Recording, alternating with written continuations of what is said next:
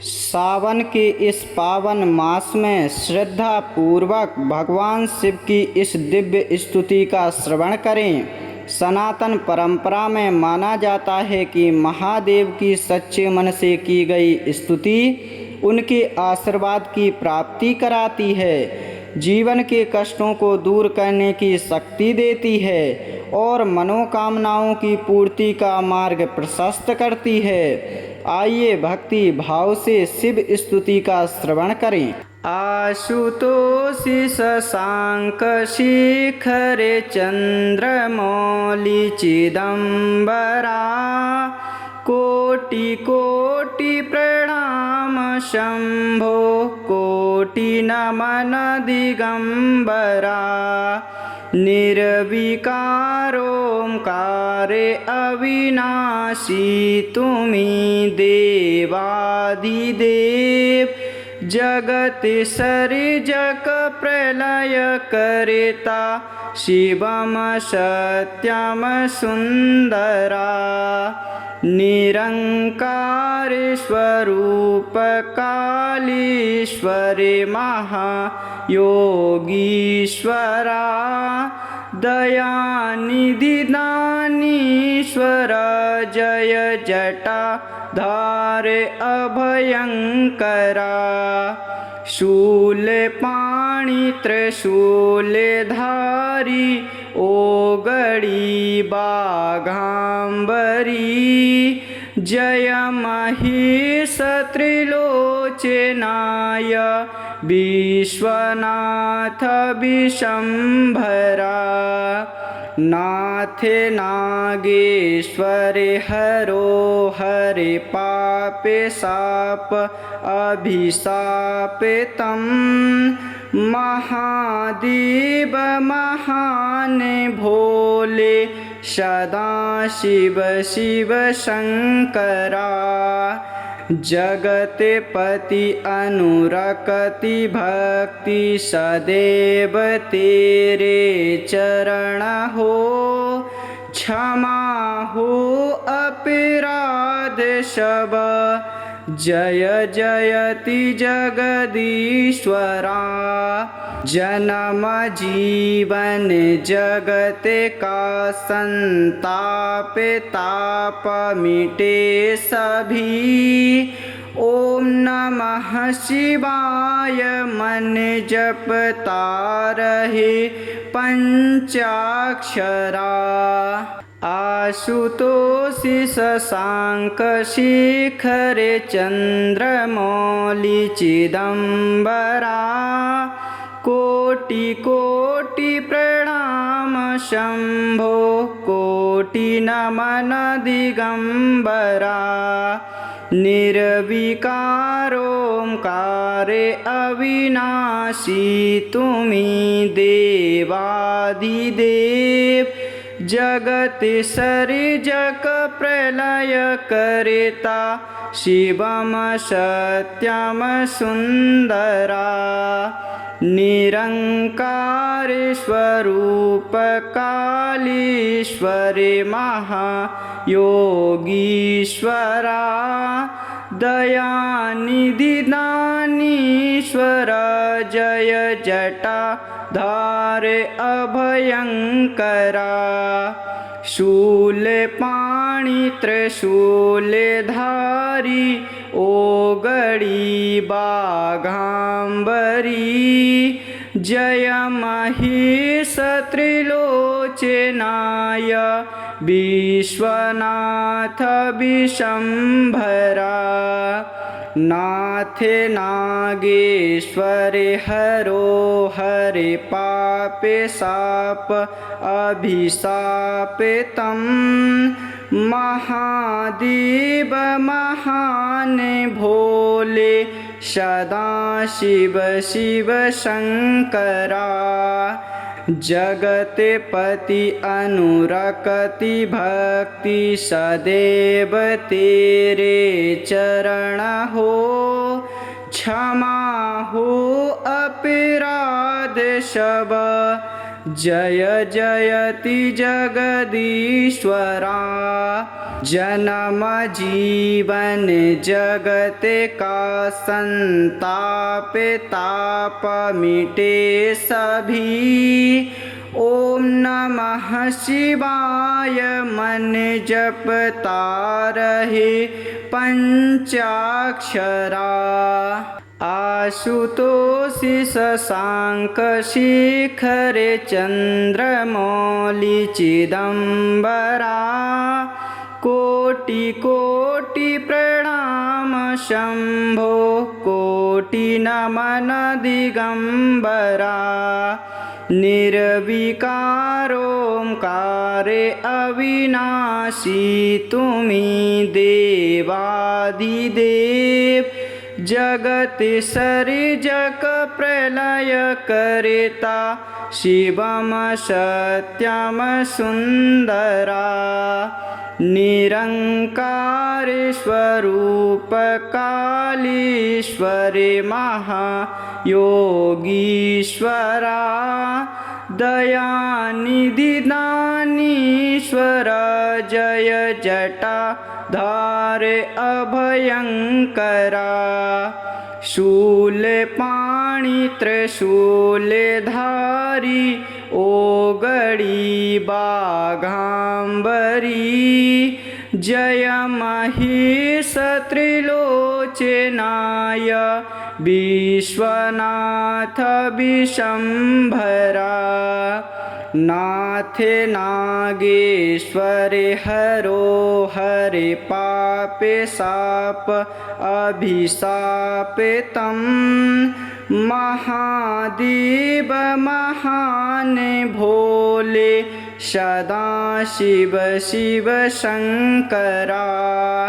जगतपति अनुरक्ति भक्ति सदैव तेरे चरण हो। क्षमा हो अपराध सब जय जयति जगदीश्वरा। जन्म जीवन जगत का संताप ताप मिटे सभी। ओम नमः शिवाय मन जपता रहे पंचाक्षरा।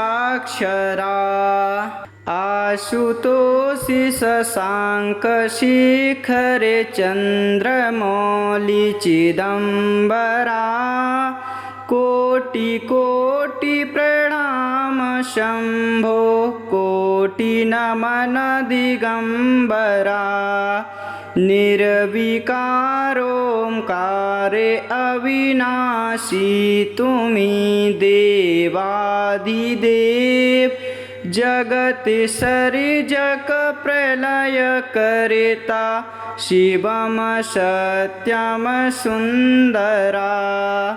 निरंकार स्वरूप कालीश्वर महायोगीश्वरा। दयानिधि दानीश्वर जय जटाधार अभयंकरा। शूलपाणि त्रिशूलधारी ओगड़ी बाघांबरी। जय महेश त्रिलोचनाय विश्वनाथ विशंभरा। नाथ नागेश्वर हरो हरे पाप साप अभिशाप तम। महादेव महान भोले सदा शिव शिव शंकरा। जगतपति अनुरक्ति भक्ति सदैव तेरे चरण हो।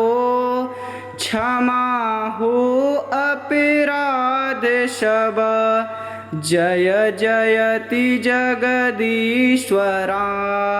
जन्म जीवन जगत का संताप ताप मिटे सभी। ओम नमः शिवाय मन जपता रहे पंचाक्षरा। आशुतोषि शशांक शिखर चंद्रमौलि चिदंबरा। कोटि कोटि प्रणाम शंभो कोटि नमन दिगंबरा। निर्विकारोंकारे अविनाशी तुमी देवादिदेव। जगत सृजक प्रलय करता शिवम सत्यम सुंदरा। निरंकार स्वरूप कालीश्वर महायोगीश्वरा। दयानिधि दानीश्वर जय जटाधार अभयंकरा। शूलपाणि त्रिशूलधारी ओगड़ी बाघांबरी। जय महेश त्रिलोचनाय विश्वनाथ विशंभरा। नाथ नागेश्वर हरो हरे पाप साप अभिशापितं। महादेव महान भोले सदा शिव शिव शंकरा। जगतपति अनुरक्ति भक्ति सदैव तेरे चरण हो। क्षमा हो अपराध सब जय जयति जगदीश्वरा। जन्म जीवन जगत का संताप ताप मिटे सभी। ओम नमः शिवाय मन जपता रहे पंचाक्षरा। आशुतोषि शशांक शिखर चंद्रमौलि चिदंबरा। कोटि कोटि प्रणाम शंभो कोटि नमन दिगंबरा। निर्विकारोंकारे अविनाशी तुमी देवादिदेव। जगत सृजक प्रलय करता शिवम सत्यम सुंदरा। निरंकार स्वरूप कालीश्वर महायोगीश्वरा। दयानिधि दानीश्वर जय जटाधार अभयंकरा। शूलपाणि त्रिशूलधारी ओगड़ी बाघांबरी। जय महेश त्रिलोचनाय विश्वनाथ विशंभरा। नाथ नागेश्वर हरो हरे पाप साप अभिशापितं। महादेव महान भोले सदा शिव शिव शंकरा। जगतपति अनुरक्ति भक्ति सदैव तेरे चरण हो। क्षमा हो अपराध सब जय जयति जगदीश्वरा। जन्म जीवन जगत का संताप ताप मिटे सभी। ओम नमः शिवाय मन जपता रहे पंचाक्षरा। आशुतोषि शशांक शिखरे चंद्रमौलि चिदंबरा कोटि कोटि प्रणाम शंभो कोटि नमन दिगंबरा निर्विकारोंकारे अविनाशी तुमी देवाधिदेव जगत सृजक प्रलय करेता शिवम सत्यम सुंदरा निरंकार स्वरूप कालीश्वरे महायोगीश्वरा दयानिधि दानीश्वर जय जटा धार अभयंकरा शूलपाणि त्रिशूलधारी ओगड़ी बाघांबरी जय महेश त्रिलोचनाय विश्वनाथ विशंभरा नाथ नागेश्वर हरो हरे पापे साप अभिशापितं महादेव महान भोले सदा शिव शिव शंकरा जगतपति अनुरक्ति भक्ति सदैव तेरे चरण हो क्षमा हो अपराध सब जय जयति जगदीश्वरा जन्म जीवन जगत का संताप ताप मिटे सभी ओम नमः शिवाय मन जपता रहे पंचाक्षरा आशुतोषि शशांक शिखरे चंद्रमौलि चिदंबरा कोटि कोटि प्रणाम शंभो कोटि नमन दिगंबरा निर्विकारोंकारे अविनाशी तुमी देवाधिदेव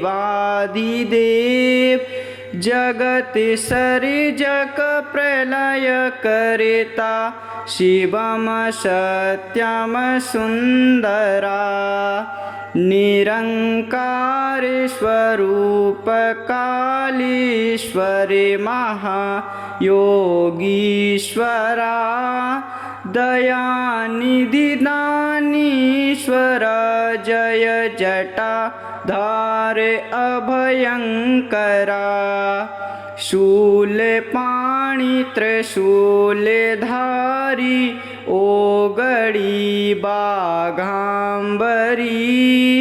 जय महेश त्रिलोचनाय विश्वनाथ विशंभरा नाथ नागेश्वर हरो हरे पापे साप अभिशापितं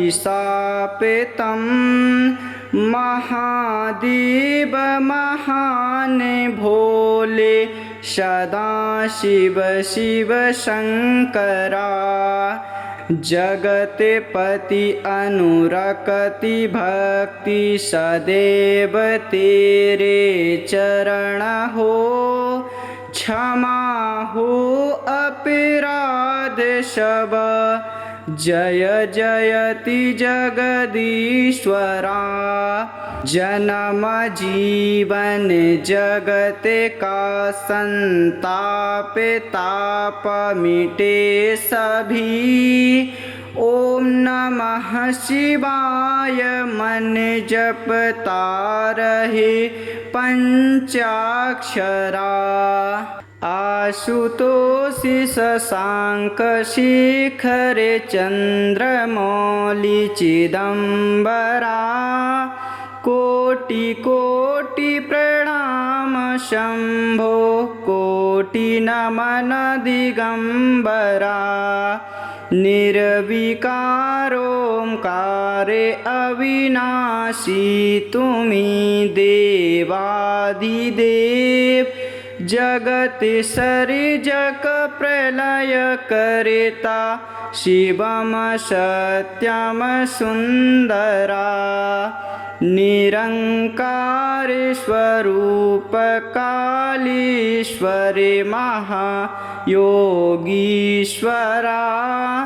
दयानिधि दानीश्वर जय जटाधार अभयंकरा शूलपाणि त्रिशूलधारी ओगड़ी बाघांबरी